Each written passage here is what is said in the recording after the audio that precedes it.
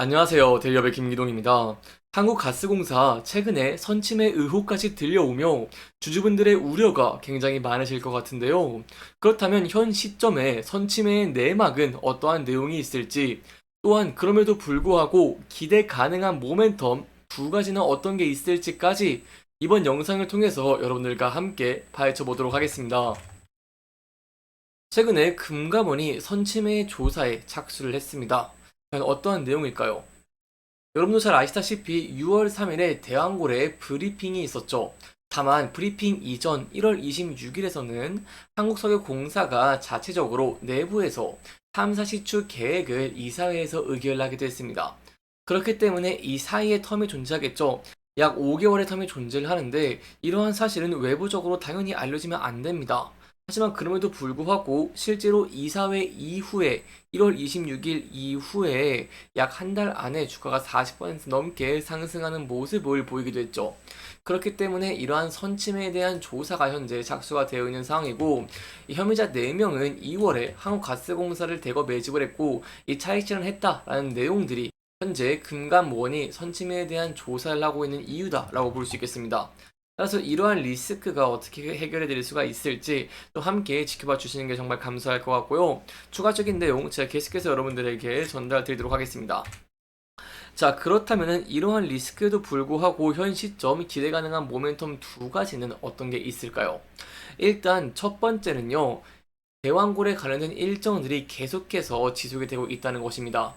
특히 최근에 세계 1위 시추 기업인 슐럼버거가 대왕고래의 1차 공을 분석한다는 내용이 있는데요.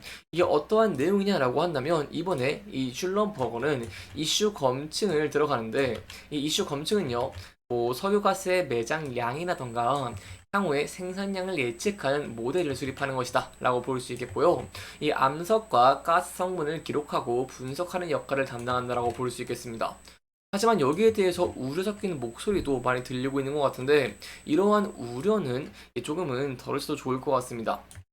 왜냐면 앞서서 슐럼버그가 2022년에 이 동해 시조에 관련해서 상당한 리스크가 존재하고 있고 이해도가 미숙하다고 언급을 하기도 했지만, 이 석유공사의 공식 보도 자료에 따르면 분석 범위라던가 목적이 확연히 구분이 되기 때문에 이러한 리스크는 제가 좀 덜 수 있다고 볼 수 있겠고요.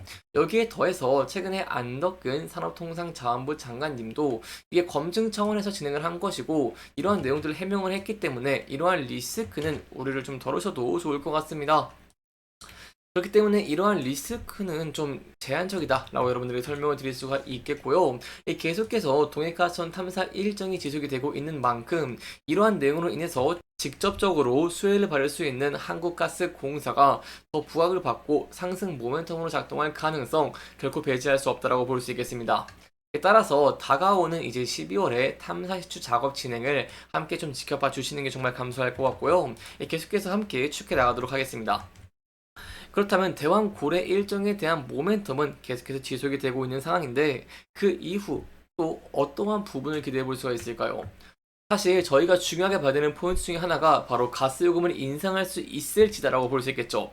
특히 제가 저번 영상에서 이번 국정감사에서 가스요금 인상을 결코 배제를 할 수가 없고, 여기서 긍정적인 내용들이 나온다라고 한다면 향후에 한국가스공사의 상승 모멘텀으로의 작동 가능성도 기대가 된다라고 설명드린 바가 있습니다. 그렇다면 이번 국정감사에서 어떠한 내용이 언급이 되었고 어떠한 부분들을 기대해 볼 수 있을까요? 일단 관련된 내용 먼저 살펴보도록 하겠습니다. 사실 여러분도 잘 아시겠지만 미수금이 14조 원에 달하고 여기에 대한 이자가 굉장히 많은 상황입니다. 그렇기 때문에 현재 한국가스공사 측에서는 자체적으로 미수금을 해결하기 어려운 상황이고 정부와의 협의가 굉장히 중요한 상황이다라고 볼 수 있겠습니다. 자, 이러한 상황에서 긍정적인 소식이 하나 있습니다. 네, 여기에 대한 내용 여러분들이 좀 더 자세하게 설명해 드리려고 하는데요. 이러한 내용을 함께 살펴보기 전에 이 배경 먼저 살펴보는 것이 중요하기 때문에 함께 살펴보고 넘어가도록 하겠습니다. 자, 한국가스공사의 미수금 증가 배경에는 여러 가지 요인이 있겠지만 이 민간 발전사의 영향도 절대 빼놓을 수가 없습니다. 왜냐면 민간 발전사의 영업이익은 3년 만에 약 250%나 증가를 하면서 한국가스공사와 대조적인 모습을 보여줬기 때문인데요. 왜냐면 민간 발전사는 한국가스공사와 다르게 비축 의무가 없습니다. 그렇기 때문에 현물 가격이 상승을 하면 도입량을 줄이고 현물 가격이 하락을 하면 도입량을 증가를 하면서 가스공사에게 비용을 전가를 했고 이로 인해서 영업이익이 큰 폭으로 상승하는 모습을 보였다는 것이겠죠.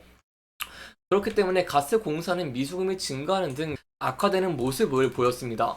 실질적으로 민간에서는 가스요금이 가격이 오르면은 그만큼 물량을 줄이고 대신 가스공사는 물량이 그만큼 늘어날 수밖에 없는 상황이었습니다.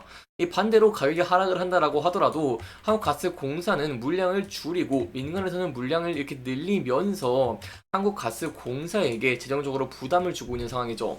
하지만 이러한 측면에서 긍정적인 소식이 하나 있습니다. 바로 김정호 의원은 이런 고비용 발전 부담을 공기업 발전사와 가스공사에게 전가를 했다면서 이 민간 발전사에도 비축 의무화 제도 그리고 이 불이행 페널티를 즉시 도입을 해야 한다라고 강력하게 주장을 하고 있다는 것이겠죠. 따라서 이러한 면들이 실질적으로 도입이 된다라고 한다면 한국가스공사의 미수금 감소 가능성도 결코 배제를 할 수 없기 때문에 이러한 내용이 실질적으로 도입이 될 수 있을지 그리고 그로 인해서 미수금이 감소할 수 있을지를 함께 지켜봐 주시는 게 정말 감사할 것 같습니다. 여기까지 저희가 선침에 대한 의혹 그리고 상승 모멘텀 두 가지 함께 살펴보면서 진행을 했고요. 마지막으로 차적인 부분까지 함께 살펴보고 마치도록 하겠습니다. 차트 함께 보시면은 최근에는 이렇게 주가가 많이 조정을 받는 모습을 보이기도 했습니다. 그렇기 때문에 이 부근대에서 대응 전략을 짜는 것이 굉장히 중요할 것 같은데요. 일단은 장기 이평선인 121선 부근대를 이탈했기 때문에 차트를 소폭 크게 봤을 때 앞서서 지지와 저항을 많이 받던 구간대에서 지지를 받을 수 있을지 여부를 1차적으로 함께 지켜보시는 게 굉장히 중요할 것 같습니다. 하지만 대왕골에 관련된 이슈들이 계속해서 지속이 되고 있는 상황이고 이 정부의 입장에서 가스 요금 계속해서 인상을 배제할 수는 없는 상황입니다. 그래서 이러한 면들이 긍정적인 상승 동력으로 작동하면서 추가적인 상승을 보이겠다라고 한다면 금리 같은 경우에도 저항을 받았던 장기 이평선 121선의 돌파 여부와 많은 매물대 그리고 이 정고점 부근대를 돌파를 하면서 상승 추세가 다시 한번 시현될 수 있을지 함께 살펴보는 것이 굉장히 중요할 것 같습니다. 이렇게 이번 영상에서는요, 저희가 선침에 대한 의혹, 그리고 그럼에도 불구하고 좀 기대 가능한 모멘텀이 어떤 게 있을지를 중점적으로 살펴보면서 진행을 했고요. 해당 영상은 개인적인 의견이 많이 들어갔기 때문에 투자자분들의 주관적인 생각과 해당 내용을 토대로 현명한 선택을 하시면 좋을 것 같습니다. 이렇게 영상 잘 보셨다면 다음 영상도 시청해 주시길 바라면서 오늘 영상 마무리하도록 하겠습니다. 끝까지 시청해 주셔서 감사합니다.